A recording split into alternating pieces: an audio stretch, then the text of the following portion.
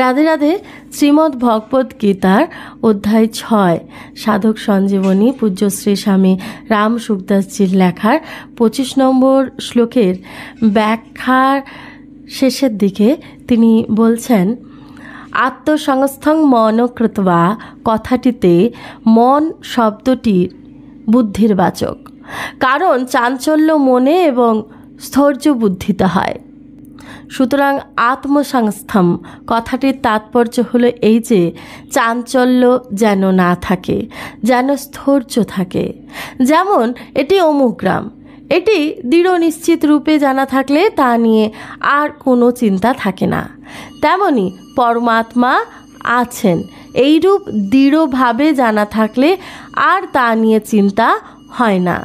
যা স্বতঃসিদ্ধ তার জন্য চিন্তা কিসের? আত্মচিন্তা করলে আত্মবোধ হয় না, কারণ আত্মচিন্তা করলে চিন্তাকারী থাকে এবং অনাত্মার অস্তিত্ব থাকে। অনাত্মার অস্তিত্ব মানলে তবেই তো অনাত্মার ত্যাগ এবং আত্মার চিন্তা করবে। রাধে রাধে।